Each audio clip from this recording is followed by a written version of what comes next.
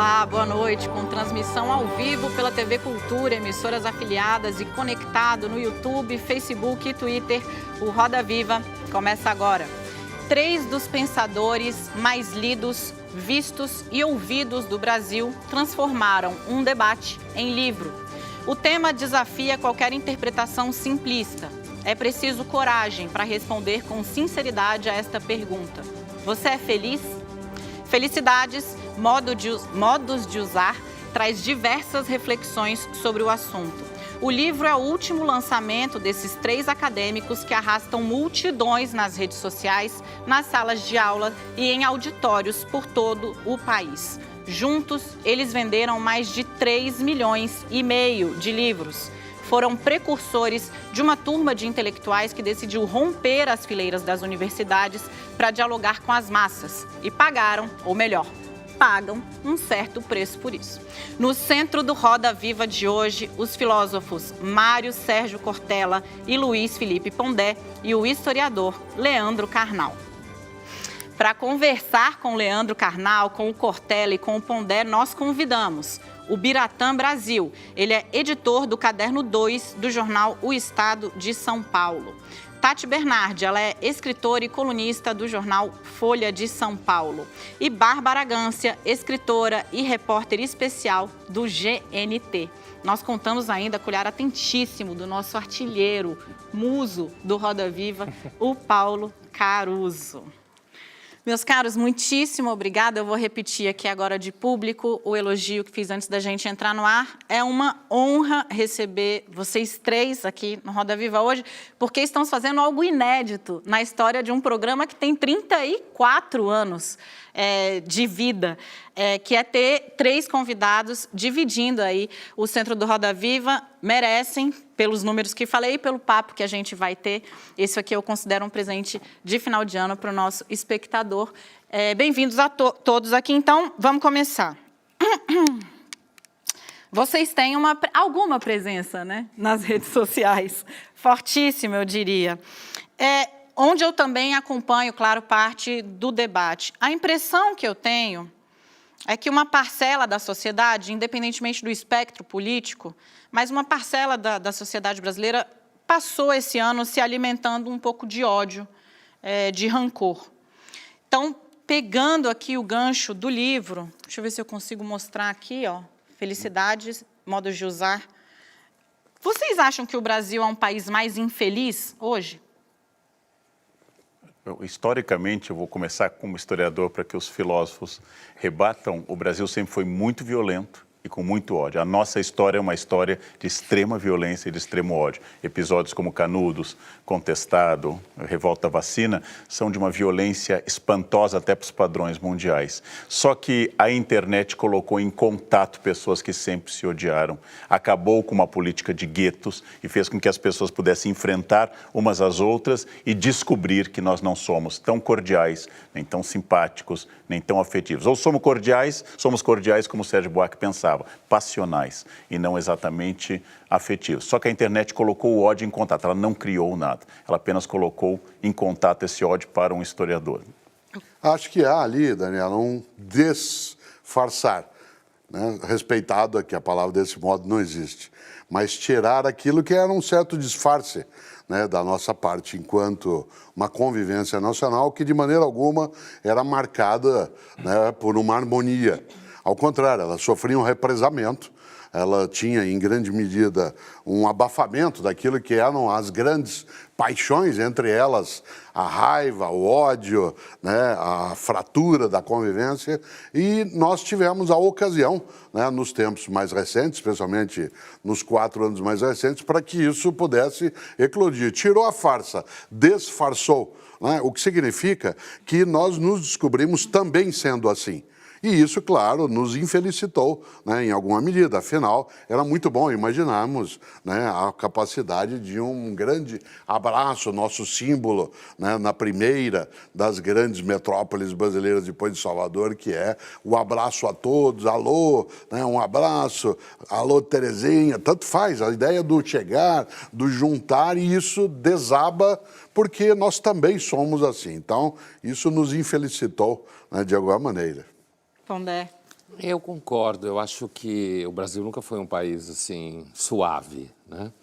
Agora, como dizia o Cortella, eu tenho a impressão que, como há uma quantidade, um certo quanto de ilusão, normalmente, quando você fala em felicidade assim, coletiva, não estou dizendo que individual não tem, mas falando no sentido coletivo, como você falou, como há sempre um quanto de ilusão, então, no momento que essa ilusão é estilhaçada, porque você vê a violência no seu celular, e você querendo xingar pessoas pelo seu celular, então essa ilusão é um pouco destruída, esse disfarce que falava o Cortella vem abaixo, e aí aparece a imagem do Brasil, que é uma imagem de um país violento, agressivo. Agora, eu acho que parte dessa felicidade brasileira sempre foi um ativo do turismo brasileiro. E então há uma preocupação aí, inclusive dos setores de entretenimento, de manter a felicidade como ativo turístico. Então não sei até que ponto aparecer a infelicidade brasileira não é ruim para os negócios. Vai doer no bolso, né? Então, é ruim para os negócios, estado de ânimo, ou não tão novo, né? Sendo aqui. Então, de repente se descobriu que a nossa carne é boa, né, que as coisas que a gente manda daqui, como nossos metais, né, aquilo que aparece como sendo matéria-prima, mas a nossa alegria intensa não é necessariamente felicidade, ela é mais uma euforia, né, que muitas vezes é induzida, né, por uma série, né, de modos faciendi que a gente tem de convivência do que, de fato, uma expressão de felicidade. De repente, nos tornamos reais. Maravilhoso. Bárbara Gância, bem-vinda ao Roda Viva. Obrigada. Boa noite, senhores. É uma honra, né, estar aqui com vocês. E eu queria começar como boa boomer que sou, né, da geração daqueles privilegiados que pegaram o melhor da espécie humana. Não sei como é que foi a Renascença, o Renascimento, mas eu acho que a gente pegou um pouco da época sem digitalizar e agora essa época do politicamente correto. E eu queria saber, do Pondé a gente já sabe mais ou menos o que ele pensa sobre isso, mas queria saber se é possível a gente ser feliz com todas essas normas do politicamente correto, com essa judicialização da vida, do comportamento em sociedade. Eu acredito que o politicamente correto como preservação, inclusive da vida de pessoas, já que a violência da linguagem mata. Então, se eu sou racista declaradamente, se eu sou homofóbico ou se eu sou misógino, essas falas, essas piadas, esses ataques podem representar violência. Eu acho que isso tem que ser debatido. Mas a outra coisa é um pouco cuidar dessa língua de madeira artificial, que parece ser de que o uso de certas palavras impede o preconceito. Aí eu acho um exagero. Eu vi isso na Inglaterra com o homem de gengibre, por exemplo, o debate se o biscoito de Natal deve ser homem de gengibre ou deve ser... Eu já vi isso em coisas que até atrapalham quem depende de um leitor, de um programa que lê textos, ao invés de colocar todas ou todos, colocar o X, o programa de leitura esbarra e dificulta um deficiente visual que usa o programa de leitura. Eu acho que nós temos que sempre jogar fora a água suja, preservando a criança do banho. Então, é um momento, eu prefiro esse momento. Porque, como eu já disse várias vezes, a minha geração dançava o carnaval com músicas racistas. O teu cabelo não nega mulata. Logo em seguida, um homofóbico. Olha a cabeleira do Zezé. Depois a gente atirava o pau no gato. E achava isso totalmente simpático. Mas é uma fantasia que você dizer, não atirei o pau no gato, mas encaminhei a uma ONG de proteção, vai instituir uma não violência. É uma crença que a linguagem institui realidade, o que é uma crença que tem que ser debatida. Há uma positividade, né, Karnal, na discussão sobre, né, o politicamente correto. Né? Há uma discussão boa em relação a isso, né, Bárbara? Porque nós estávamos num polo absolutamente degenerado em relação ao uso da linguagem como ferramenta de dor, né, como dano a outra pessoa, como forma até de tortura. Nós temos algumas linguagens do nosso cotidiano no Brasil, apesar de toda a nossa aura pacífica, como a gente lembrava antes que o Karnal também retomou, nós somos um povo que, vez ou outra, quando quer, até numa questão de trânsito, agredir alguém, você diz assim, eu vou acabar com a tua raça. Isto é, a promessa do genocídio, né, ela aparece como algo que está como horizonte. E claro que se a gente já teve o momento do descalabro completo em relação ao uso da linguagem como arma, né, nós também exageramos. E estamos num movimento pendular que está acertando um pouco. né? E, gente, o Carol está certo. Né? E quando o Pondé fala muito e escreve muito sobre o mimimi, né? Essa lógica do mimimi, que é uma criação genial do Pondé, né? Nessa discussão no dia a dia, eu acho que vale. Né? Viralizou, né, a criação. Isso, claro. Eu Virou, uso direto, entrou em para a vez de linguagem. virou mimimi, virou meme. Né? Então, é uma coisa, né? Que aparece. Então, acho sim, né? Que a gente não pode deixar de procurar uma linguagem que seja menos brutal. Né? Mas Porque isso faz ela a não gente ficar feliz? Ela faz ficar feliz quando você percebe que você não machucou outra pessoa.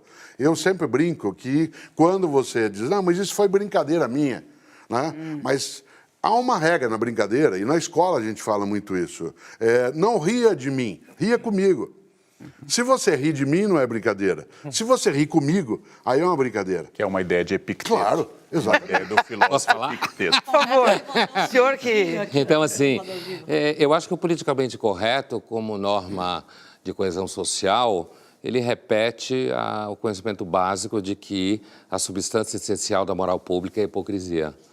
E o politicamente correto é uma forma de hipocrisia. O que não significa que ele não tenha raízes num debate da esquerda após maio de 68, que faz a virada cultural e entende que a partir de teorias como a filosofia pragmática americana, se você altera a linguagem, você altera gestos, altera crenças.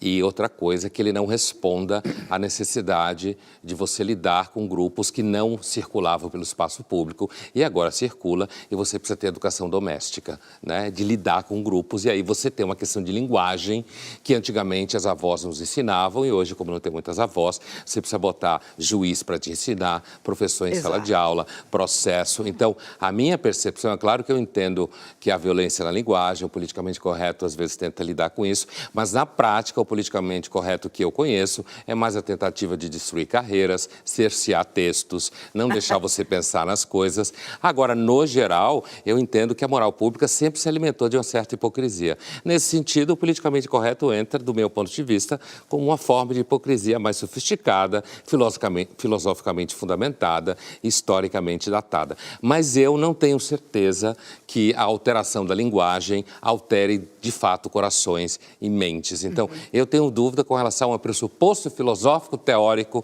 que sustenta o politicamente correto, como se você cercear a linguagem e transformar a linguagem, você transforma o pensamento. Talvez o politicamente correto gere, inclusive, mais violência na medida em que você não pode nem... como dizia o Karnal, atirei o pau no gato. Eu não acredito que essa música tenha feito ninguém atirar pau no gato de ninguém, né? Ou não deixa... Agora é assim, ó, arremessei a madeira no felino. É, isso aí. Porque não adianta muito, porque continua sendo pau e continua sendo gato. E hoje em dia tem GTA, né? Que é aquele negócio que eles batem com o taco de beisebol em cima da velhinha, né? O que eu gosto É disso, pior. quando fala, eu queria só acrescentar um polo. Não é nem em relação ao politicamente correto. Mas quando ele fala do juiz que determina daquilo que é a normatização da vida, que você chamava de judicialização também, Sim. Né? Uma das coisas mais espantosas para mim, que eu acho que até é geradora mais tarde, pode até de infelicidade em relação àqueles que hoje são crianças, é que nós criamos algo inacreditável, que é recreador infantil. É alguém que está lá para fazer as crianças brincarem. Quando, durante séculos, uma criança brincava na ausência de um adulto. Aliás, ela brincava mais nessa condição. E quando você põe um recreador, né, para fazer com que haja ali uma espontaneidade na brincadeira, agora todos juntos, me lembra um pouco a vida de Brian, né, quando o Brian tenta, de maneira desesperada, dizer, não me sigam, e o povo grita, não te seguiremos, né? Não venham atrás de mim, não iremos atrás. Então, esta lógica, ela sem dúvida pode trazer, sim, dentro do politicamente correto, um certo disfarce, né, de novo. Né? Deixa eu convidar o Biratã Brasil para o nosso papo. Bem-vindo ao Roda Viva. Rapaz, boa noite. Boa noite. Obrigado pelo convite. Eu queria começar puxando por uma frase que acho que você que falou, Karnal, que a felicidade é um exercício, não uma meta. É um pouco, de onde vem esse pensamento? Não são as redes sociais que fazem a gente pensar um pouco nisso também, não? Eu acho que nós satanizamos demais as redes sociais. Pondé já nos disse durante o debate que ele compartilha dessa ideia de que nós achamos que as redes sociais têm um poder maior do que elas tem. Eu acho que é um exercício sobre a representação. Porém, as sensibilidades estão muito aguçadas. Juntando um pouco a sua pergunta com a que a Bárbara fez antes, aqui na TV Cultura, me perguntaram numa entrevista qual seria um medo meu, assim, a queima-roupa de improviso, um medo meu, um medo desde a minha infância ficar cego. É um medo meu, não tem muita lógica, mas eu tenho esse medo. Eu disse isso na televisão, eu já recebi uns 100 e-mails criticando que eu tenha medo de ficar cego, porque não é ruim ficar cego, é muito bom ficar cego, não tem, eu estou atacando a cegueira e etc. Só que é um medo meu, não é um manifesto, não é um manifesto político. Então, voltando a essa questão, eu acho que é muito difícil hoje refletir que felicidade possa ser uma zona, porque essa é uma proposta religiosa, uma zona de chegada. Por exemplo, eu vou atingir o paraíso. Na maneira como as religiões concebem o paraíso, ou o não desejo do nirvana. Quando tem um texto medieval que depois Vivaldi musicou em 1735, que diz nulla in vita pax perfeita, ou seja, a paz perfeita é nula nessa vida, é uma ideia religiosa curiosa, porque os religiosos colocam a paz perfeita onde eu não a vejo, que é o paraíso, e essa vida como um vale de lágrimas. Então eles criam um prêmio para uma existência real. Como eu prefiro a existência antes da essência, como eu prefiro primeiro ser para depois debater a essência, eu acho que a felicidade tem patamares e não um único patamar, ela tem horizontes e ela vai sendo um pouco como a psicanálise quer, você queima o desejo. Seu grande desejo é sexo com 3 pessoas ao mesmo tempo. Aí você realiza.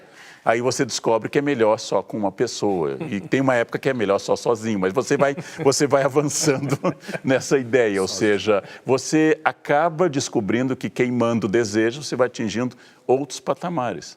E aí você vai descobrindo questões que não estavam escondidas por aquele desejo.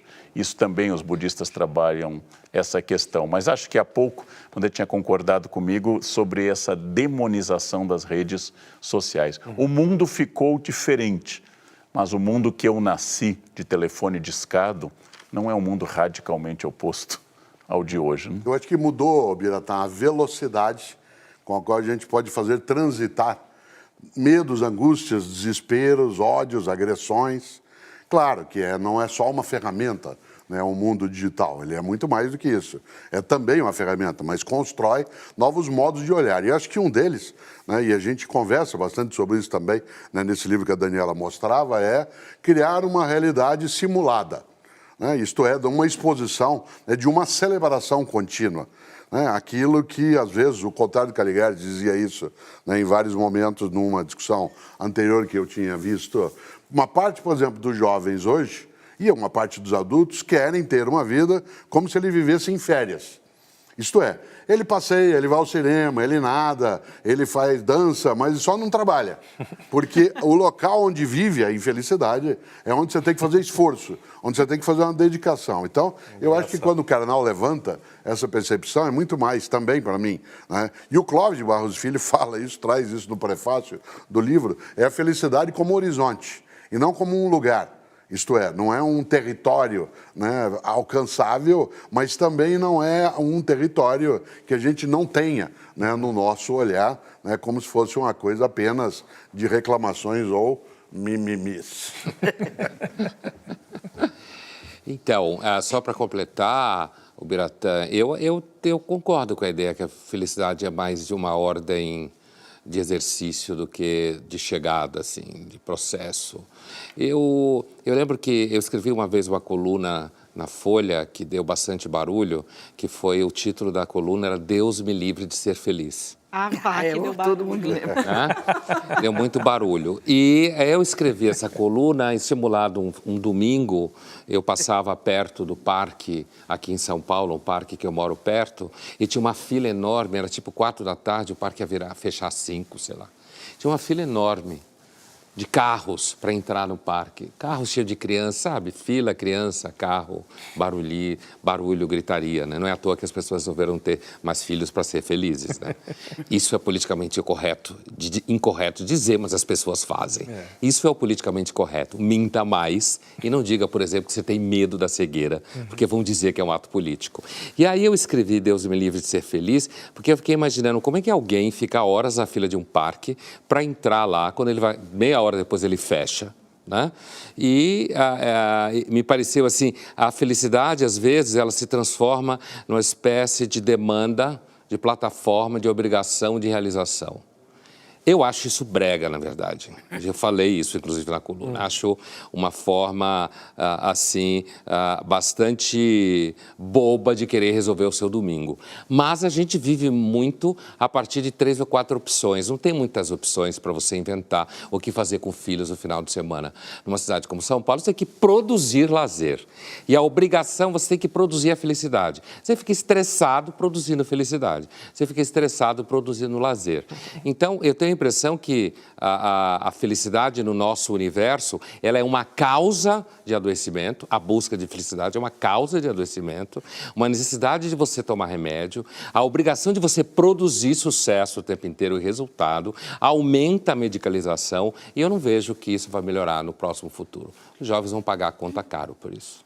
Tati, Bernardi, bem-vindo à Roda Viva. Antes de você começar, deixa eu informar para todo mundo que está aqui acompanhando a gente no estúdio e para quem está em casa, que o Roda Viva já está entre os termos mais mencionados do Brasil. No Twitter, eu não tenho ideia de porque, afinal de contas, vocês têm uma atuação muito pequenininha. São desconhecidos, né? Tati, bem-vindo ao Roda Viva. Obrigada, uma honra estar aqui, uma honra estar com vocês. O Pondé falou da importância de perdoar para ser feliz no livro. E nesse Natal agora eu vou ter que perdoar muita gente, porque metade da minha família votou no Bolsonaro. E queria ouvir de vocês dicas de como perdoar. O meu pai, por exemplo, não só votou, como está achando que está um ano maravilhoso, aí, que está tudo dando certo, né? E queria dicas de como perdoar, entender como ser feliz com esse governo que ainda talvez dure mais 3 anos, né? E entender como é que vai ser esse Natal com essa família. Tati, o Abujamra tem uma frase clássica com a qual o Marcelo Taz começou provocações dele, o primeiro programa que ele apresentou na Cultura, que eu acho que é uma frase que sintetiza um pouco a noção de liberdade e até de democracia, que todo mundo lembra da frase do Abujamra, quando ele dizia: a vida é tua, estrague-a como quiser. Portanto, é a tua decisão. Eu acho que as pessoas podem sim ter esses vários modos de interpretar. Eu acho necessário que a gente tenha a possibilidade de caber, né, nos múltiplos modos de ser, inclusive na política. Eu acho que a capacidade de auto-engano, né, ela pode existir de vários modos. Nesse sentido, uma pessoa que tenha mais consciência em relação àquilo que está vivendo, não é porque ela está certa. Eu não desejo estar o tempo todo certo em relação àquilo que imaginava que poderia acontecer. Em vários momentos eu gostaria e gosto de estar equivocado, porque aquilo que eu pensava era negativo e ele poderia vir a sê-lo. Mas não necessariamente o contrário. Não é uma questão de clarividência. Quando você fala perdoar ou não pessoas à tua volta, eu acho que fará bem a você, né, se você o fizer, mas não as pessoas que não querem ser perdoadas. E as pessoas que não querem ser perdoadas porque elas entendem que elas não fizeram nada. E como é que você vai perdoá-las? Talvez ela até te diga, né, de modo politicamente incorreto, que você está sendo preconceituosa. Você vai me perdoar de quê? Qual é a minha falta? Né? Qual é a minha deficiência? Qual foi meu pecado para que Tati Bernardi venha e diga: eu te perdoo? Né? E você pode se arriscar e ainda levar um tapa. Que é mais do que incorreto e não é só politicamente. Não sei, né? Ele está tão fã do Bolsonaro que pode ser que eu leve um tapa. Dado ele aqui no programa. Para entrevistar a gente, né? Mas eu acho, Tati, que o exercício do perdão, que é uma proposta de muitas religiões, ele é também um exercício de poder. Se eu preciso perdoar, pertence a mim o poder, o munus, a potência, e você está numa posição inferior que merece o perdão. Claro que seu pai pode estar em casa pensando: como eu vou perdoar a Tati? Por estar me expondo no programa. Por estar me expondo ou porque votou em outro que eu não veria. Sempre alguém está bem com um governo. Quer dizer, não há Luís XIV que não satisfaça pelo menos uma parte de Versailles. Isso é um princípio, sempre haverá alguém bem. Então, seu pai tem razão, está um ano maravilhoso, talvez na experiência dele. Não, pode não estar para outras pessoas. Mas acho que eu pensaria mais assim como seu personal coach agora. Sim. Assim, Acaba de ser contratado. que se vocês vão se encontrar para o Natal, Bolsonaro não é o melhor tema para a família, mas se o tema reunir. vai Talvez, sair. e se não há um outro tema, a culpa não é da política. Não é a política que está provocando esse enfrentamento. Olha, eu falei isso e eu não estava pensando em política quando falei isso. Eu tenho um entendimento de política muito distante de qualquer idealização. Eu não acho que ninguém está plenamente certo em política nenhuma. E eu tenho um entendimento um pouco mais, grosso modo, um pouco mais aristotélico. Eu entendo que política é a arte de você conseguir conviver com quem você não concorda, com quem você não gosta e com quem você gostaria que não existisse. A ideia de conviver na política só com aquilo que eu concordo, eu estou fazendo uma divisão didática, mas assim, eu acho que é uma posição mais platônica, que é a ideia de fazer uma política para eliminar toda a política. Enquanto que o Aristóteles é um pouco mais empírico, um pouco menos idealizador, e no âmbito da política, ele é mais um pouco responsável por uma tradição que entende a política como a arte infinita de lidar com conflitos que nunca acabam. Eu tenho um pouco essa visão da política, né? Agora, com relação ao perdão enquanto tal, o que eu penso é o seguinte, e quando eu falei isso, eu pensava muito assim, eu entendo, eu acho que o perdão, ser perdoado, mais do que perdoar, é o que eu penso, ser perdoado é uma experiência que, para você experimentar o perdão, você precisa ter consciência que você tem culpa. E é isso que eu acho que pode libertar uma pessoa. Quando você sabe que você fez alguma coisa errada e quando você percebe que alguém é capaz de lhe perdoar, apesar de que você não merece. Eu entendo assim o perdão. O perdão, de alguma forma, ele está num local diferente da justiça. A justiça é um empate. É você dar à pessoa aquilo que ela merece. Enquanto que o perdão é você dar a uma pessoa aquilo que ela não merece. No sentido de que não é um ato de justiça, é um ato da pessoa que dá o perdão e o ato daquele que recebe, se ele não tem consciência de que ele não merece o perdão, de que ele é culpado, a experiência do perdão nunca vai acontecer. Eu entendo o perdão como uma forma de libertação, inclusive para quem perdoa, no sentido de que o perdão complementa o laço social. Eu, na verdade, acho que o mundo que a gente vive hoje é um mundo bastante duro, pouco generoso, radicalmente violento, estou me referindo à discussão política enquanto tal. E acho também que onde há idealização de mundo e de pessoas, não há misericórdia, porque onde há idealização só tem pessoas legais. Então, quando eu falei do perdão no livro, assim como eu falei da generosidade, por exemplo, da misericórdia, foi nesse sentido. Eu acho que é uma experiência libertadora, a experiência de eu perceber que eu, de fato, fiz mal a você e que você foi capaz de dizer para mim que está tudo bem, vamos para frente. Eu acho que isso deixa as pessoas felizes, sim. O Roda Viva encerra esse primeiro bloco com a pergunta de... Se não, assim, 80% das famílias que eu conheço vivem esse mesmo dilema de um lado ou de outro. Então, talvez a gente experimente várias pílulas de sabedoria de como sobreviver à ceia de Natal deste ano, aqui ao longo do programa. Então, você é judia e não tem ceia de Natal. Pode acontecer, é uma boa saída. Fica com a gente, é um segundinho só, o Roda Viva faz um rapidíssimo intervalo e volta aqui com esse trio Parada Dura. Eu estou aqui lançando um novo apelido. É um segundinho só, fica com a gente.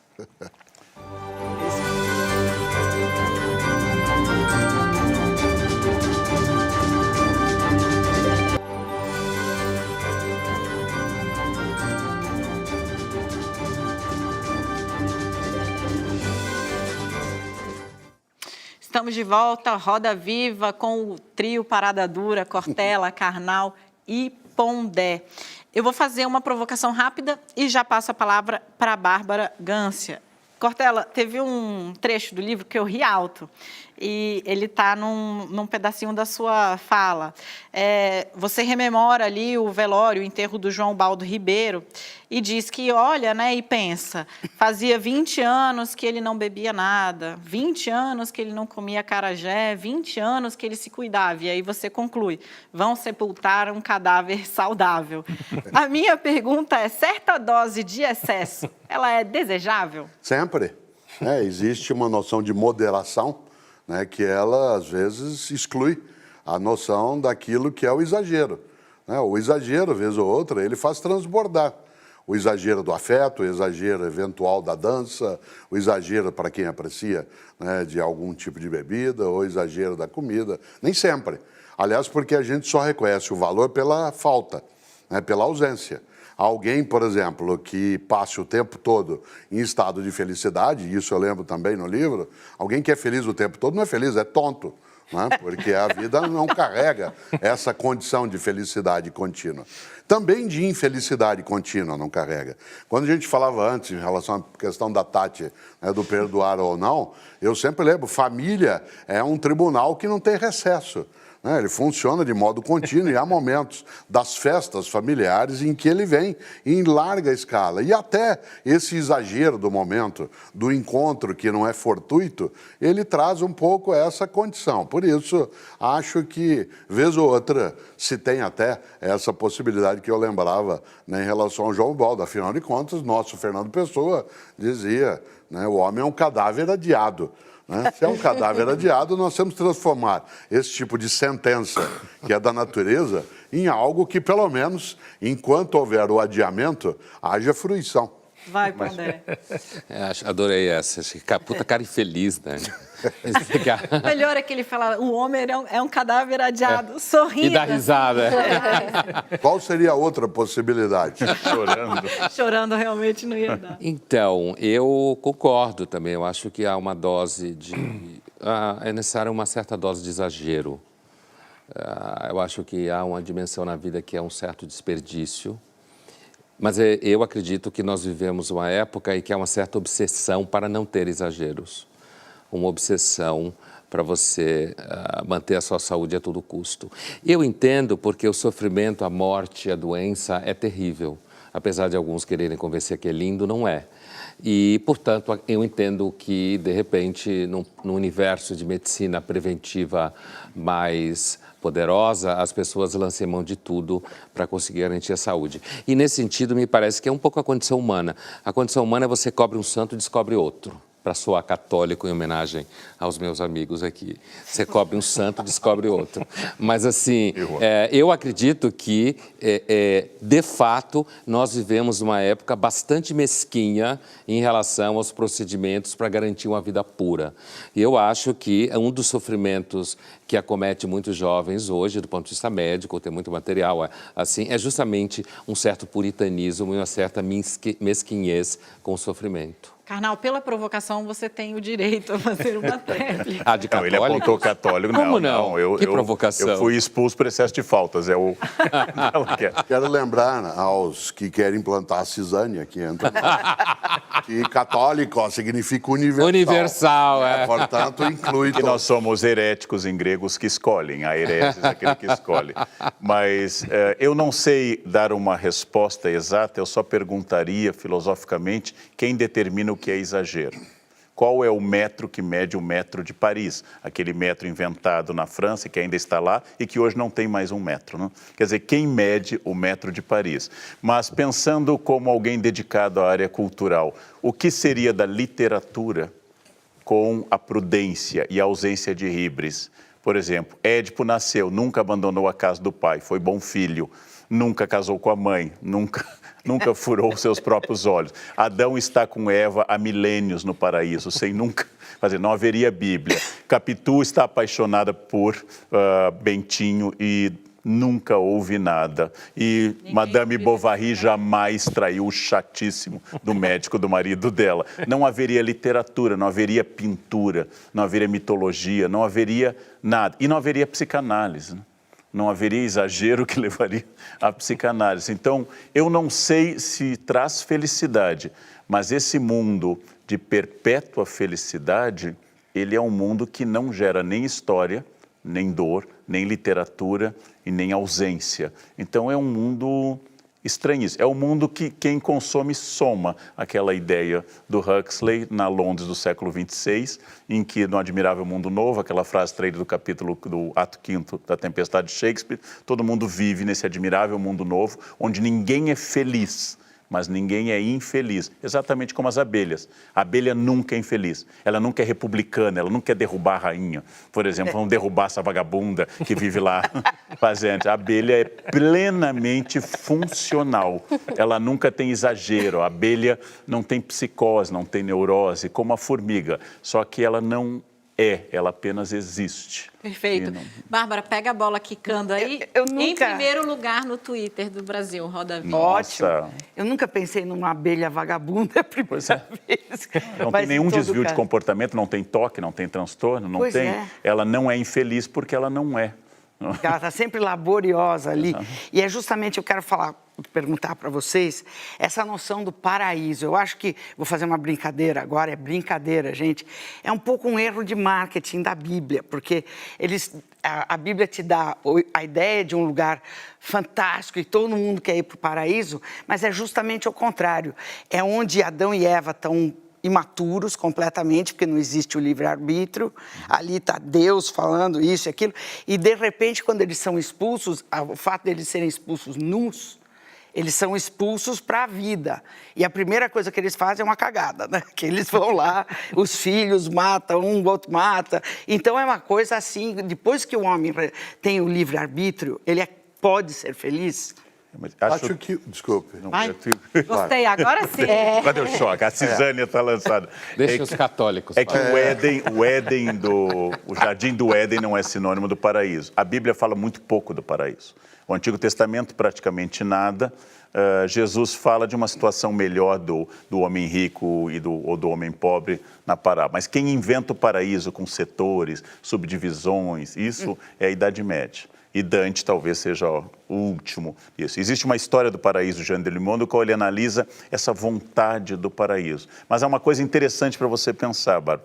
Todo mundo começa a ler o Inferno da Divina Comédia de Dante, 34 cantos. Fabuloso.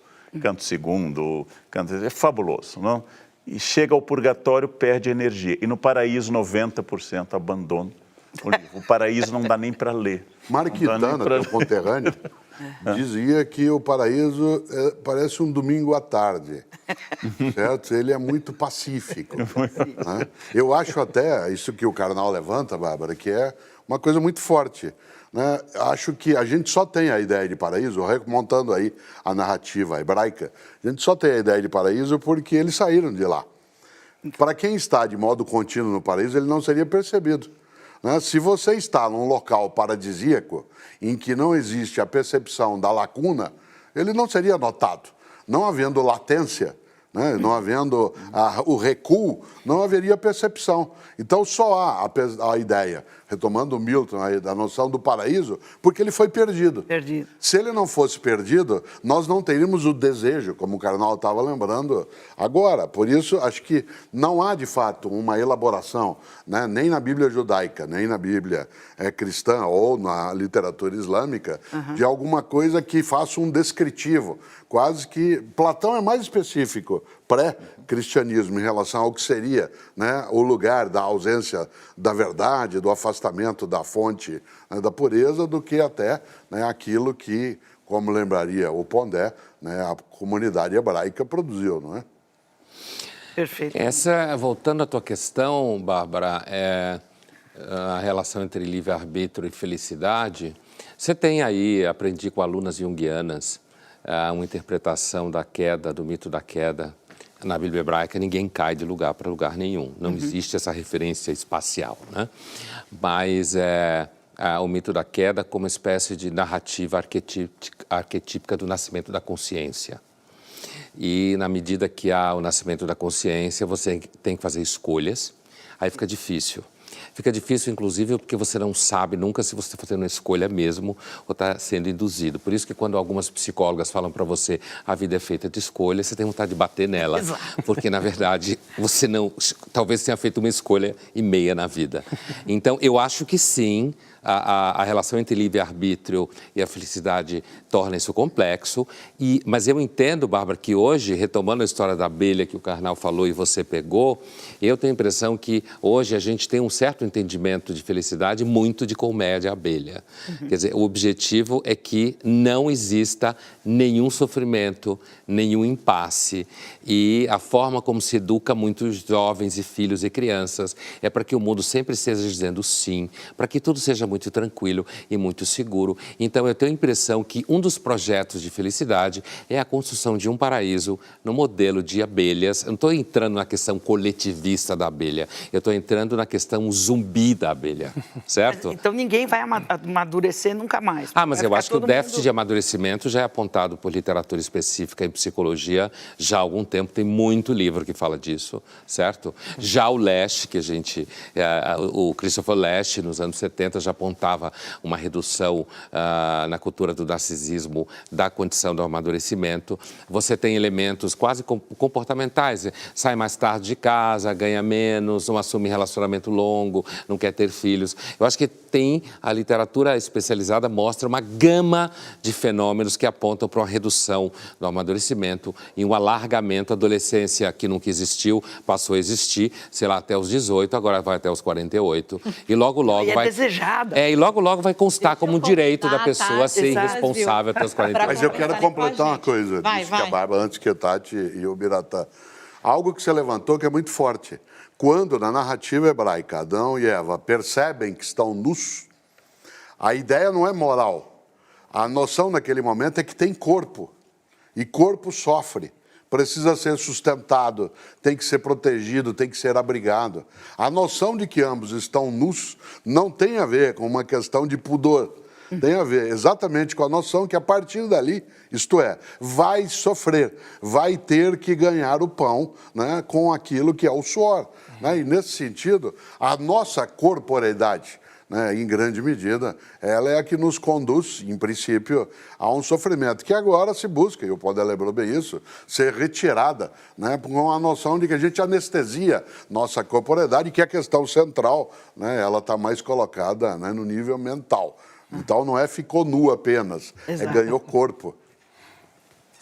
Tati. Queria dar uma sugestão para o Cassiano da Planeta. Eu acho que o segundo tinha que chamar Infelicidade e Modos de Usar. Acho que também pode ser que seja... Excelente ideia. Não é? É. Porque eu fiquei pensando o seguinte, talvez por ser filha única, não sei, a minha família tinha uma obsessão em que eu fosse muito feliz.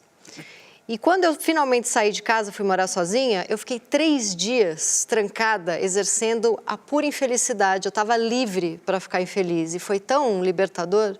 Minha mãe foi até bater lá na porta, porque você está 3 dias sumidas. Eu estava assim, tão infeliz, e aquilo foi tão bom. Acho que foi um dos momentos mais felizes da minha vida, foi quando eu pude ser infeliz, sem a pressão da minha família, esse pavor que eu fosse uma pessoa deprimida. Quando eu engravidei, eu passei os primeiros 4 meses, eu só vomitava e eu fiquei muito mal, assim, no começo da gravidez. E as pessoas falavam, você não está feliz?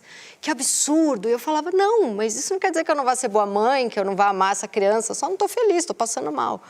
Então, tem uma cobrança pela felicidade. Então, a minha pergunta para vocês por que a gente não pode ser infeliz em paz? Por quê, hein, Pondé? Eu quase posso citar o colega Karnal e dizer, se você for infeliz em paz, você não consegue emprego.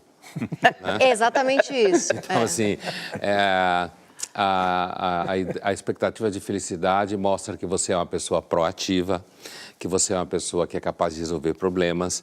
E não é à toa que a melancolia, que já foi chique na filosofia, já foi chique na medicina grega, virou uma simples e mera depressão, que significa que você é uma pessoa que não é mais produtiva. É claro que aí tem seguramente um vetor de evolução da lógica burguesa, a sociedade de mercado, onde todo mundo tem que produzir o tempo inteiro. Os Faria Limers devem ser muito felizes. Faria Limers?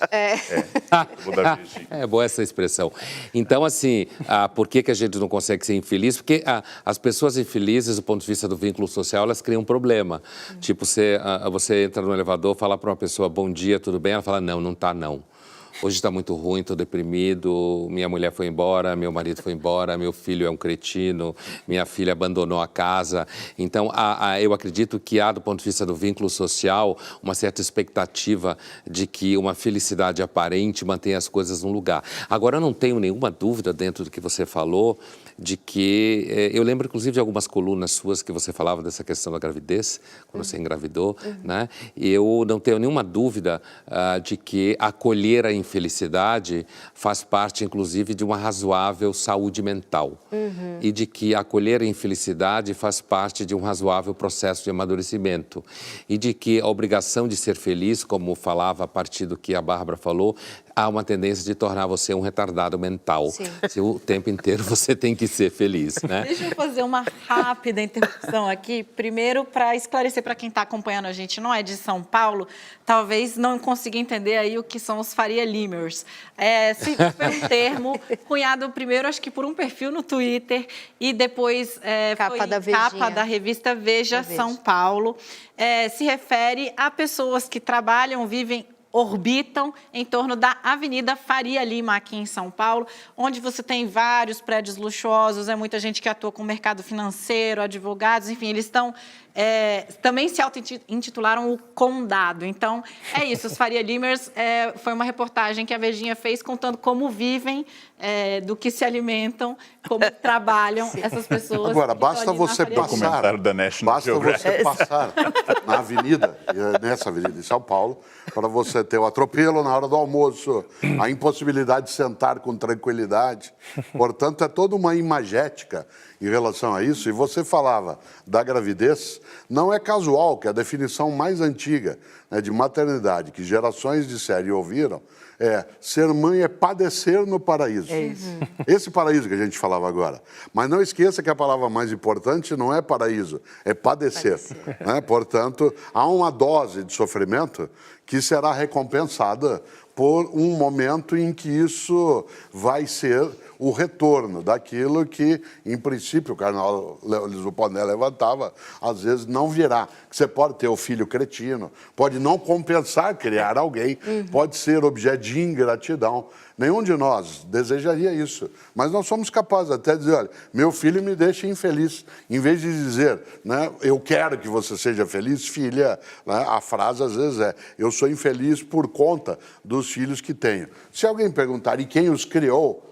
Né? Você diz, Você. bom, livre-arbítrio. Arnal, antes de passar a bola para você, vou ler um tweet do telespectador que agora a produção destacou aqui para mim. Karnal para presidente, Pondé para vice, Cortella para ministro da Educação. Meu sonho de consumo.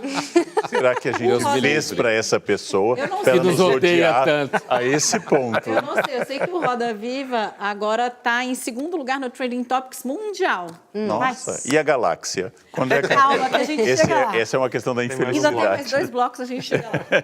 Isso. Mas eu acho extremamente saudável também ler as colunas da Tati, gosto muito do estilo da Tati, quando ela diz aquilo que tem que ser dito. É eventualmente bom ter filhos, mas o pacote não vem só com benesses. Né? Crianças são máquinas de excretar e de ingerir.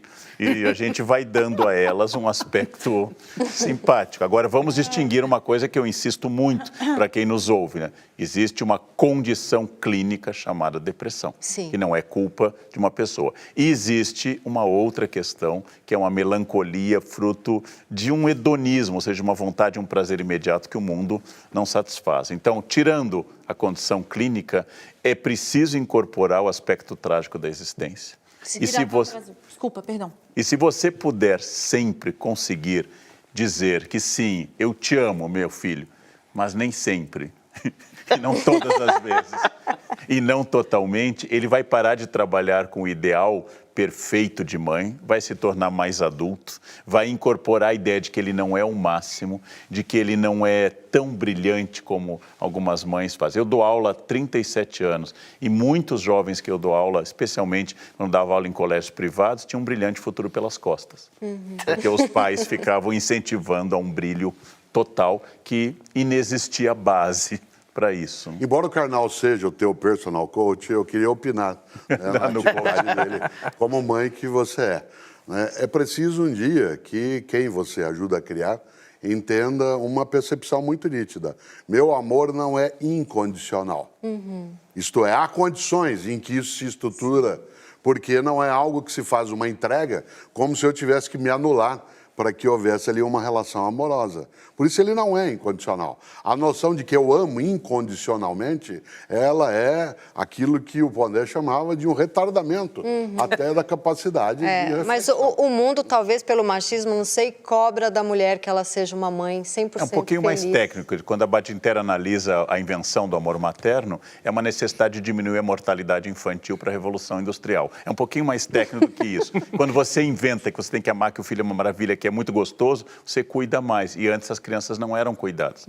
Quando no Evangelho de Lucas os anjos dizem aos pastores, como é que vocês vão distinguir o bebê que nasceu? Ele está envolto em panos. Maria é tão excepcional, é tão extraordinária, que ela até botou um paninho no filho. Olha que mãe fora, né?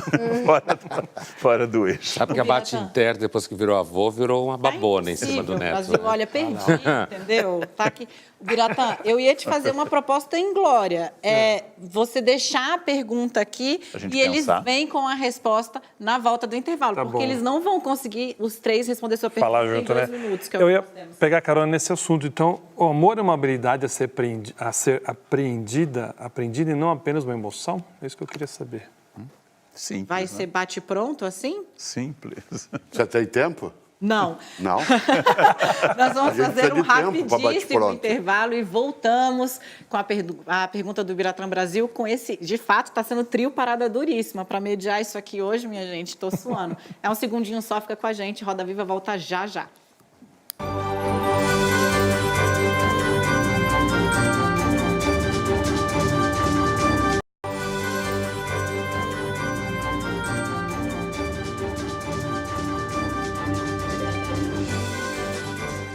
Roda Viva especial hoje, especialíssimo, Pondé, Karnal, Cortella, estão aqui respondendo aos nossos entrevistadores também.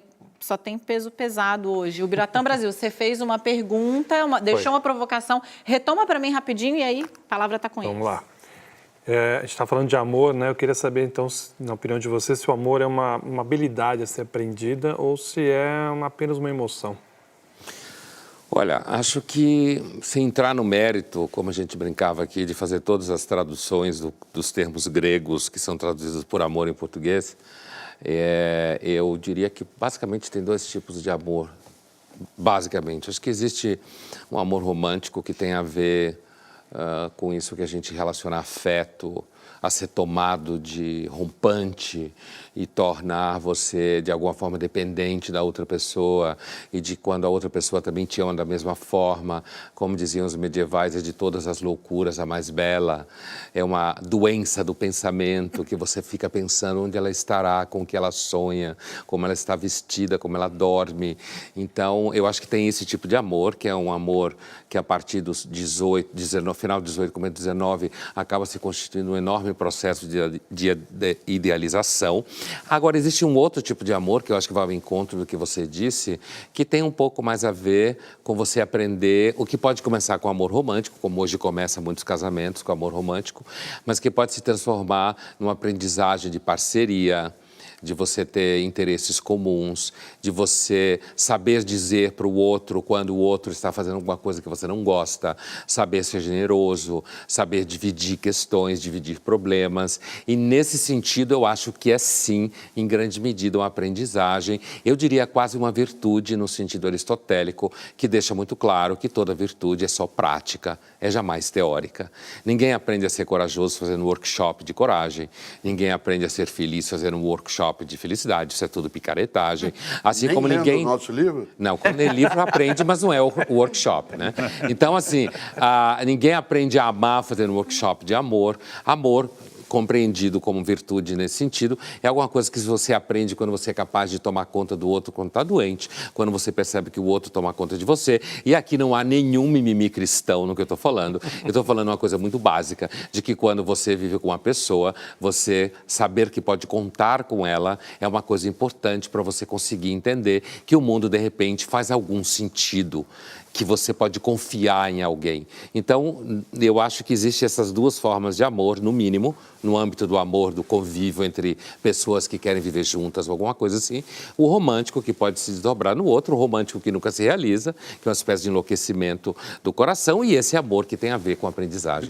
Biratã, eu acho que existe como uma emoção no ponto de partida, é a afeição, mas ela não é o amor ainda, é aquilo que afeta.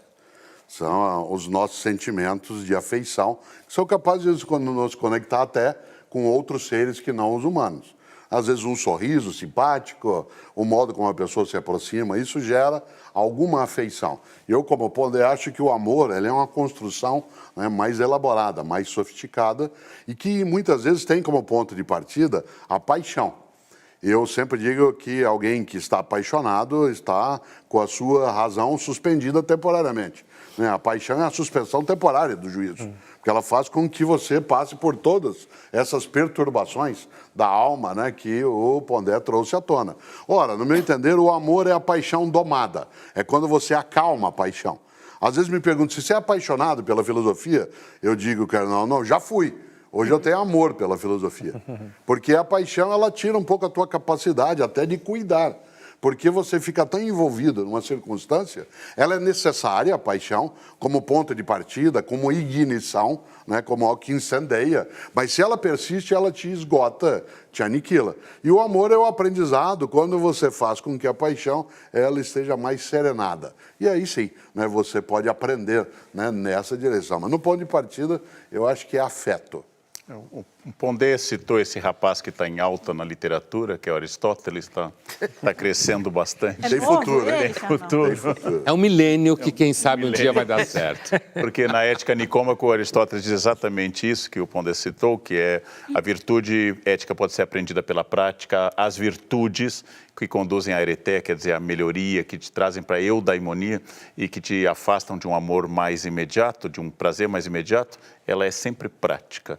Ao contrário de um Platão que fala em rememoração, Aristóteles é muito enfático na prática constante e, por isso, também muito valorizado no cristianismo.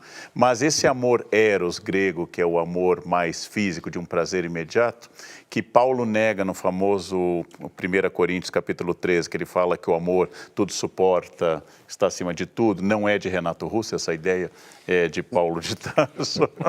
Esse amor que Paulo cita, ele é prazeroso à medida em que nós constituímos uma cultura em que a negação produz felicidade.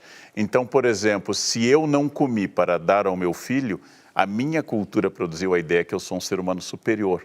Logo, eu me sinto prazeroso porque transformei isso em amor ágape, ou porque Deus estimulou isso, ou porque eu tive uma ideia superior à dos outros. Mas o amor facilita a vida em grupo. O amor é um facilitador da vida em grupo, pensar primeiro no outro. Claro que isso é uma produção cultural e é uma prática, e é possível educar as crianças para isso, mas tem uma barreira. Nenhuma pessoa é perfeitamente educável. Basta dar um ano de aula em um 6º ano para perceber que nenhuma pessoa é perfeitamente educada. Algumas pessoas são adestráveis e a maioria é lentamente influenciada pela educação, mas ninguém é perfeitamente educável. Tem um aleatório, tem um randômico, tem uma questão que foge ao controle de pais, que foge ao controle de professores e da sociedade, sempre, né? Citou Renato Russo, eu como brasiliense legítima me sinto empoderada aqui para poder tomar a palavra. Jogo rápido é porque eu não queria deixar de passar por esse assunto, e aí eu vou pedir um esforço de vocês, porque esses blocos, os 2 últimos blocos, eles são mais curtos, nós temos agora acho que 7 minutos. Mas vamos lá, são 2 perguntas, talvez vocês consigam ir se complementando. Eu citei na abertura a questão do preço que vocês pagaram por fazer um trabalho da forma como vocês fazem, que é deixar de falar para a academia fechada, sair das fileiras das universidades e começar a falar nas rádios, na imprensa, escrever artigo, publicar livro em linguagem simples, acessível. Um cara que esteve aí sentado no centro do Roda Viva, onde vocês estão, o Harari, ele falou muito sobre a necessidade da academia descer e se reconectar com a sociedade. Como a gente vive aqui também, já tivemos cientistas aí dizendo que vivemos uma era da anticiência, eu queria saber, vocês reconhecem essa questão de um movimento anti-ciência no Brasil hoje? 2, a academia pecou em algum momento para a gente ter chegado até onde a gente está, se esse movimento anti-ciência existe, e eu disse que eram 2, mas é mentira, são 3. Vocês sentiram, por conta da presença que vocês têm nas redes sociais, do contato muito próximo com o público, que havia um efeito rebote, digamos assim, do distanciamento da academia com o Olha, povo? o Pondé já escreveu sobre isso algumas vezes, e bem, né, sobre essa ideia de que o mundo acadêmico, do qual nós não nos distanciamos, nós apenas acrescentamos a nossa atividade acadêmica do cotidiano, né? Ambos são docentes ainda no dia a dia, né? Eu já me aposentei depois de 35 anos de atividade, mas continuo participando de bancas, né, em discussões, estou na universidade também.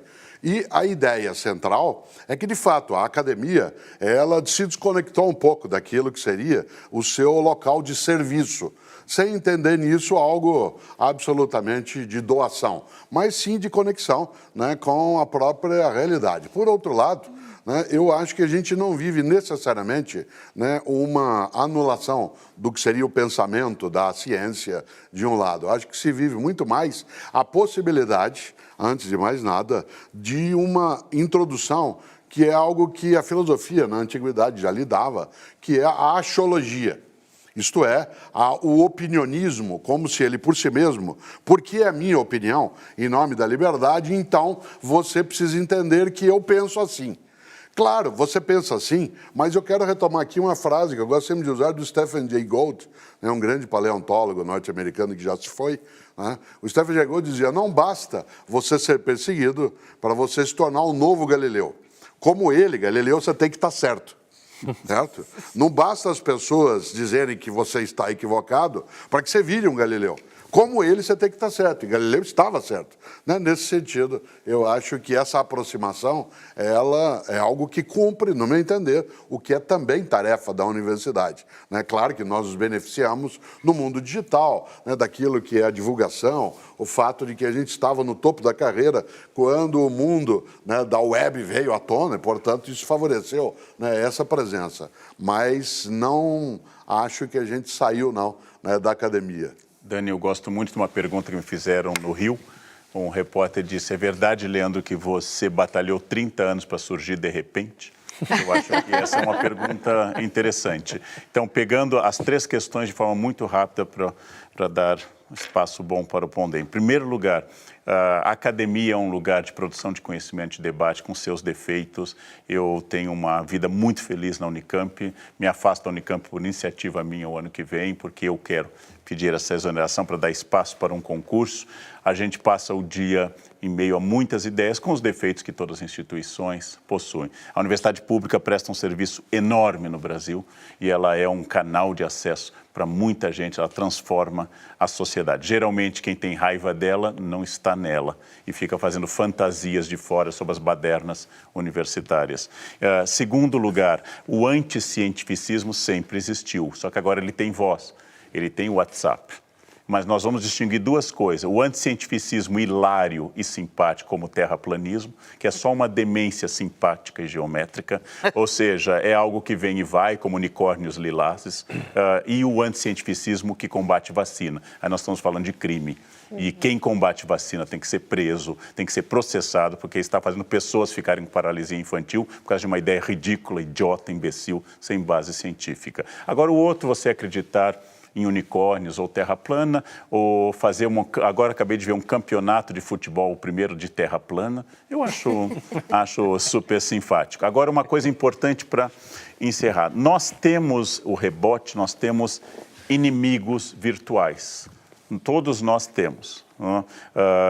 Mas é muito curioso que ao vivo a nossa experiência é de muito afeto, nos aeroportos, nas palestras. E há pouco o Cortella disse uma coisa muito verdadeira que eu não tinha notado. Não apenas damos palestras para 2, 3, 10 mil pessoas, mas os cozinheiros, os porteiros, os faxineiros, os atendentes, eles vão para a frente para tentar ouvir. Eles saem das cozinhas, eles saem dos lugares para tentar ouvir as palestras. Isso me anima muito mais. Me anima muito que altas autoridades gostem da gente, mas aqui, há pouco, aqui na TV Cultura, uma moça da limpeza ficar feliz. Lá o seu nome dela, agora ela muito morre. Feliz de tirar foto com a gente e conversar, uma mulher tão simpática. Isso me anima muito mais, que ao fazer um programa lá no Ibirapuera, no Museu Afro, os varredores, os garis, tenham vindo tirar foto. Isso me anima mais que ter comido com o ministro do Supremo, apesar de ter sido uma feliz experiência no Supremo, mas de que encontrar o gari que tem acesso às ideias, ou há pouco Cortella contou de uma experiência na Praça Buenos Aires, também isso é muito animador. Nós só temos inimigos virtuais, gente escondida atrás do avatar Tigrão 62, que fica atacando. Ao vivo, eu não tenho inimigos. Pondé, o Karnal mentiu, ele falou que ia encerrar rapidinho para você ter um bom tempo, a gente tem 1 minuto. Vai. Então, rápido, Pondé. Eu acho que a universidade sim se afasta um pouco da realidade, concordo que é um ambiente interessante para debate e tal, mas acho que há um afastamento da realidade que acaba se constituindo em alguma medida num certo elitismo e isso gera, às vezes, uma dificuldade de compreensão da realidade de gente comum. Acho que isso é um problema. E feito o rebote, eu não tenho contato com o ódio nas redes sociais, porque as minhas redes sociais são profissionalizadas, então eu não sei nada que falam de mim nas redes sociais. Eu não sofro com nenhuma toxicidade das redes sociais. E o que o Karnal fala é a pura verdade. Do ponto de vista presencial, tudo que a gente encontrou até hoje, pelo menos até agora, talvez agora mude por causa dessa resposta, são pessoas simpáticas, e interessantes e agradáveis. Gente, Roda Viva faz uma pausa muito rapidinha e volta para o 4º e último bloco. Eu estou prometendo que eu volto direto com a Tati ou com a Bárbara. Elas vão tirar no par ou ímpar aqui. Fica com a gente. Nós temos Pondé, Karnal e Cortella no Roda Viva especialíssimo hoje. É um segundo.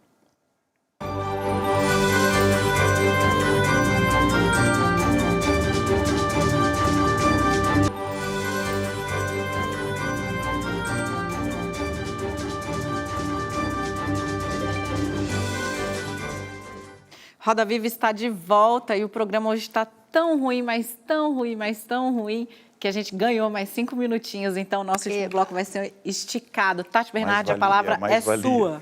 Também quero falar 3 coisas, fiquei com inveja. Ó, primeira coisa, queria falar pro Karnal que o seu medo de ficar cego nada mais é que complexo de Édipo. O Édipo ficou cego. É verdade, mas ele se furou-se. Ele se furou. É verdade, tem isso. Calma, dá um tempo, dá um tempo. Calma. Queria fazer 2 perguntinhas. Primeiro, para essas pessoas que falam que é escritor, intelectual, filósofo, etc., que não pode ganhar dinheiro, não pode ser midiático, eles têm inveja? Sim, eles têm, mas aí eu vou deixar vocês responderem. E a outra coisa, eu queria que vocês falassem qual foi o dia mais triste da vida de vocês. No bloco anterior, nós te poupamos então, agora a retórica. você. Agora Pode começar. Quando a pergunta é assim contundente, né? Olha, sobre a coisa da inveja que você falou, eu acho que ela já começa a acontecer na academia, não só se você fica famoso na mídia, começa a acontecer se você ficar famoso dentro da academia. Se você tem muito orientando, muito ouvinte na sala de aula, muito aluno que te procura, pode te criar problema. Aí, nesse sentido, você pode começar a conviver com muitos Iagos, certo? Do Shakespeare. E, agora, com relação ao sucesso, ganhar dinheiro, existe um pouco, né? Essa coisa de que se você ganha dinheiro na academia, então você se vendeu, a ideia de que você, então, não fala, se confunde. Eu costumo dizer que, assim, eu aprendi muito a escrever desde que eu assinei a coluna da Folha há 11 anos atrás. Aprendi muito a escrever. Eu aprendi a perceber que quando eu escrevo tem alguém que vai ler. Que é uma coisa que na academia a gente não lembra que alguém vai ler. Porque, inclusive, muitas vezes não lê mesmo. Mas você nem lembra que existe um receptor do conteúdo, né? E para muitos, inclusive, quanto mais difícil for, aparentemente mais inteligente é. Né? Então, se ninguém entender, então porque você é muito cabeça.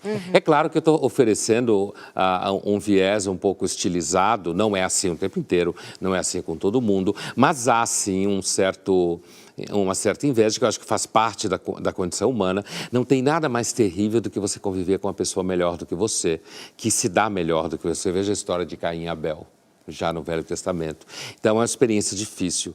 De repente, a pessoa respira e, com isso, você se sente humilhado, porque ela está respirando do seu lado. É, de fato, uma experiência difícil. E tem, sim, uma coisa de que, se você ficou famoso, você escreve livro e vende, você está na mídia, a tentativa de dizer que, por isso, você não está participando da academia, ou você escreve para orelhas, não é isso, Karnal? Lê orelhas. Lê orelhas, é. E, então, agora, quando você perguntou, dito isso, quando você perguntou o dia mais triste da minha vida, eu tenho dificuldade de identificar, assim como eu tive dificuldade quando, numa outra entrevista, me perguntaram qual era o dia mais feliz da minha vida, né? Mas o dia mais feliz da minha vida ainda é mais fácil de dizer. Eu sou uma pessoa, até hoje, que dei razoavelmente sorte, né? Eu nunca tive grande sofrimento. Ainda. Né? Ainda. É uma questão de... Eu já sou trágico, já estou preparado. Mas assim, Calma. coisa nenhuma. Mas assim, pais vieram a falecer já quando eles tinham uma certa idade. Então, como costuma dizer, morte natural de alguma forma. Nunca passei por nenhuma situação assim mais dramática. Eu lembro, é mais fácil para mim dizer para você, Tati, dia, não sei se triste, mas tenso, né? E eu lembro quando a minha filha tinha talvez 2, 3 anos, a gente estava na França no meu doutorado e ela tomou uma queda e desmaiou e tivemos que levá-la a um hospital. Ela tinha, sei lá, 3 anos. Isso foi um sofrimento, passar o dia observando se ia vomitar, se não ia, se ia ter algum tipo de consequência, desdobramento cerebral por conta da queda. Então, eu não diria propriamente triste, mas foi o dia mais tenso da minha vida. Muito bem, agora usou o teu tempo. Exato, 5 Me minutos que a gente vinguei. tinha, a gente não tem mais, agora vamos Acabou, todo mundo encerra o programa. E tu? Eu Ele é um acho cara que feliz. eu sou uma pessoa feliz. Hoje eu sou mais feliz do que eu era. Eu acho que eu fui um adolescente menos feliz. Hoje eu sou essa fase que eu chamo de desmanche que eu estou, ela é muito mais feliz do que era no passado. Acho que a experiência até agora de infelicidade foi a experiência da orfandade. Há 9 anos o meu pai e há 2 a minha mãe, porque ela nos envelhece e retira um valor simbólico, um signo aberto de amor incondicional, que talvez não existisse, mas a gente projeta nessa questão. E a inveja, ela é universal, ela é humana, só que dos 7 pecados capitais, ela é a única que ninguém assume, né? Todo mundo é invejado, ninguém é invejoso. Todo mundo confunde inveja com cobiça, e chega a ser, eu tenho inveja branca, isso é racismo. Não existe inveja branca, a inveja é sempre tristeza pela felicidade alheia. E é por isso que Dante coloca os invejosos com as pálpebras costuradas com arame, para que passem a olhar mais para si do que para os outros. A inveja é universal. O sucesso, seja ele qual for, ele é muito comum. Como eu comentei com o Bira quando o Estadão me deu a honra de eu começar a escrever, um colega mais à esquerda do que eu disse, Leandro, o Estadão é mais conservador, eu não escreveria se me convidasse. Eu disse, então, professor, quando lhe convidarem, recuse. Recuse, né? Que é um direito. Um doce. É um doce. É um doce. É um direito. Mas é um direito da pessoa. Isso dá inferno, hein? É isso. Isso dá inferno. Então, várias vezes em que eu saí com pessoas, me disseram, eu não jantaria com fulana, eu jantaria bem.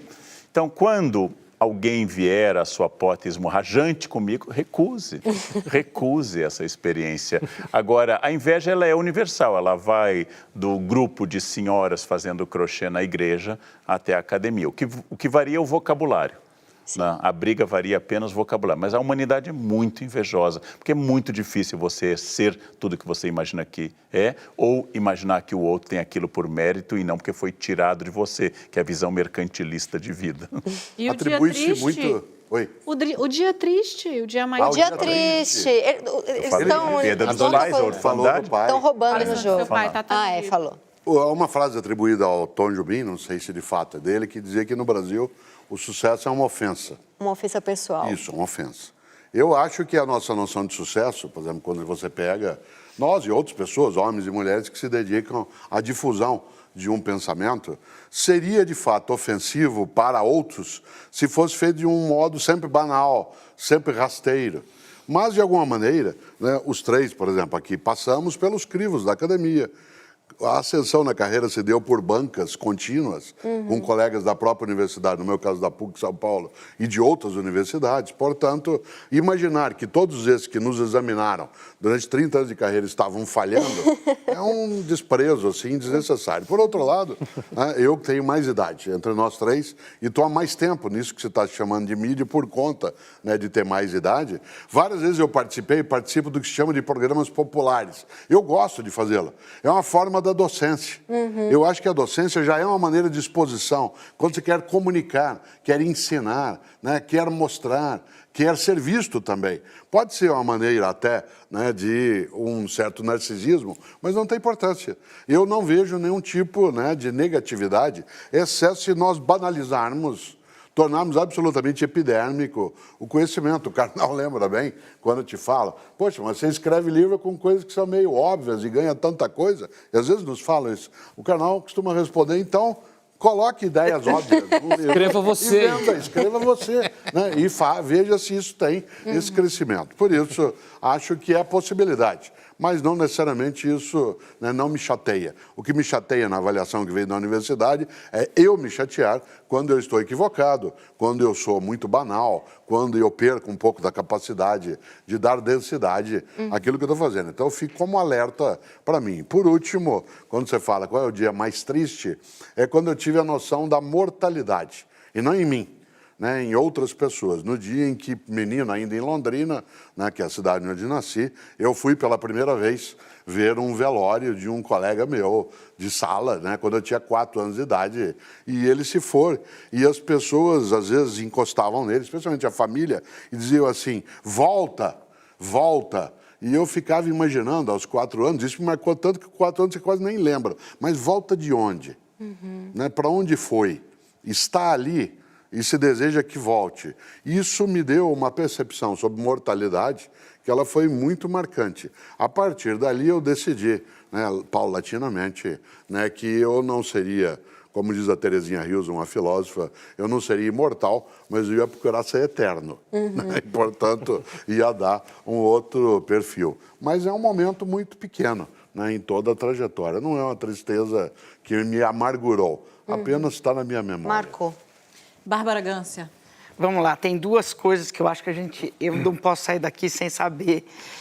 Uma delas, as duas bem importantes para a felicidade, uma delas é sobre a verdade, o tal do conhecer a ti mesmo lá, que está na entrada de Delfos, que é você está nessa vida para aprender e quando você vai se conhecendo, você provavelmente é mais feliz porque você é mais adequado ou é mais perceptivo, enfim, discutir essa questão da verdade que é uma commodity que está um pouco em falta nos dias de hoje. E a segunda coisa que eu gostaria de tratar aqui é sobre a gratificação tardia que o Karnal estava falando agora há pouco. Tem aquele estudo que eu acho que até o Pondé já mencionou, sobre os marshmallows, que a gente pode falar que são brigadeiros para traduzir, que o cientista ele falou para crianças de 4 anos, eu te dou 2 marshmallows agora, ou se você esperar até amanhã, te dou 6. E as crianças todas, eu sou uma delas, não consegue ter a tal da gratificação tardia. E me parece que esse é o sentido da vida, você conseguir guardar alguma coisa de muito boa, por exemplo, você estudar na tua juventude e depois usufruir. Então, essa coisa do prazer imediato, que na minha geração, cheap thrills, né? Aquele prazer de você tomar drogas ou de você ter sexo imediatamente, tudo, e querer que essas coisas... Estou me alongando, né? Tá bom. Fica à vontade. Então, é sobre esses 2 assuntos. Eu acho que é muito difícil para uma criança ter pensamento estratégico. Ela pressupõe, inclusive, pensamento estratégico, um desenvolvimento de certas partes do cérebro que pressupõe causa e efeito em médio e longo prazo. Para uma criança, todo prazo é imediato. Tem uma criança, como eu já disse em palestra, diz à sua mãe, põe um casaquinho que o tempo vai mudar. É impossível esse pensamento. E não obstante, como eu também já comentei, se houvesse o fim do mundo, nós teríamos aqui preservados dele por mês graças à Bolsa das Mulheres, onde haveria papel higiênico, água, remédios e produtos, porque as mulheres são muito estratégicas, até porque casam com homens ou têm filhos, então elas têm que ser dobradamente estratégicas, né? Então, é muito difícil para a criança, por isso que a criança é inimputável. Essa consciência de causa e efeito é um aprendizado, como eu citei antes, em Aristóteles. E esse prazer imediato, ele tem a ver também com uma educação. Crianças francesas, geralmente, são diferentes de crianças brasileiras. Até isso é um produto de marketing hoje, parcialmente verdadeiro. Existe o Grito de Guerra da Mãe Tigre, o livro em que uma senhora de ascendência chinesa defende nos Estados Unidos uma educação muito mais dura, aquela que o filho dá à mãe um cartão no Dia das Mães e ela diz, esse cartão está mal feito, refaça. Isso deve garantir carreira para a psiquiatria permanente, né? Então, educar para esse gosto do esforço, esse goût de l'effort, que chamam os franceses, educar para a restrição, educar para que se pense estrategicamente, isso é muito importante, mas é um processo e é um processo longo. O Pondé fala com frequência que as pessoas não querem mais ter muitos filhos ou preferem animais, porque de fato é um investimento muito longo e o retorno ele não é tão imediato quanto um poodle, né? Então é preciso repensar. A espécie humana está com dificuldades e matematicamente também já foi escrito pelo Pondé, os fundamentalistas católicos de direita, judeus ortodoxos, islâmicos conservadores têm muitos filhos. E as mulheres liberais, modernas, inteligentes, elas vão ter no máximo 1 e depois dos 35. Sim. Então, o futuro pertence aos fundamentalistas, né? Eles dominarão matematicamente o futuro do ponto de vista de progressão geométrica, né? Não tem como. Não tem como conciliar as duas coisas. A menos que eles não sejam vacinados. Olha o desespero, eu vou pedir uma palavra de esperança para o Pondé. Nossa! Muito fácil. Chegamos ao fundo do poço. Muito fácil. Olha, primeiro, acho que a verdade é alguma coisa que deve ser, como esse tipo de remédio radical, deve ser dado aos poucos. O Nelson Rodrigues dizia, mintam por misericórdia. Então, às vezes, uma mentira pode ser misericordiosa, mas eu entendo o que você fala. Eu acredito que, do ponto de vista analítico, um mínimo conhecimento de si mesmo ajuda ao longo da vida, mas às vezes pode levar a vida inteira. A possibilidade de você identificar exatamente o que você não gosta, às vezes pode levar uma encarnação inteira para você conseguir fazer isso, né? E, assim, com relação... Você pediu mesmo essa coisa de esperança? Eu fiz a tentativa. É desespero. Não, olha, eu acho... Mas antes eu queria dizer assim, essa pesquisa que você se referiu, ela na verdade chegou à conclusão que aqueles poucos jovens que conseguem adiar se deram melhor na vida. Se deram muito melhor, exato. A pesquisa chega nisso. No final chega a ideia de quem comeu todos os brigadeiros na versão brasileira. Sim. A partir dali, cerca de anos depois, essas pessoas na verdade tinham se dado menos na vida. Tem mais dificuldade. Menos bem na vida, tem mais dificuldade. Agora, olha, eu acho que a esperança, ela é uma virtude, portanto, ela é prática, né? Normalmente, eu sou visto como alguém que critica muito. Eu acabei de entregar um livro que vai ser ano que vem para 3 estrelas, que se chama Notas sobre o Desespero, que, na realidade, é uma reflexão sobre a esperança. O meu livro, 10 Mandamentos mais um, que o Alcino mandou eu criar um 11º mandamento para o livro. Senão não seria o Alcino. Esse 11º mandamento é terás esperança no mundo. Eu acho a esperança uma questão grave e séria, né? Não é no sentido de achar que não há esperança, mas eu acho que não dá para você baixar o nível mental para poder ter esperança, certo? E eu acredito que, sendo a esperança uma virtude teologal, de novo em homenagem aos amigos católicos, sendo a esperança uma virtude teologal... Não foi o Pondé que falou em Velho Testamento há pouco? Então, isso não é uma linguagem católica. Então, a linguagem que Então, assim, eu acho que a esperança é alguma coisa muito difícil.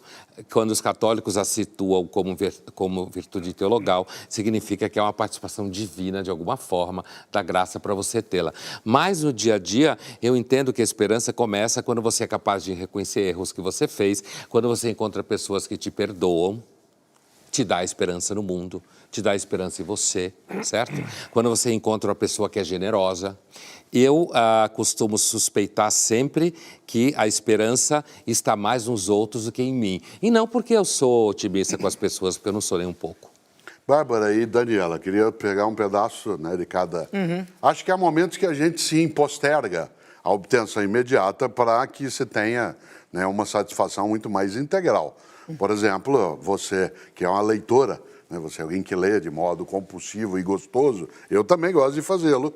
E há vários momentos que eu adio o final do livro. Sim. Especialmente quando é uma literatura estupenda. Eu tenho uma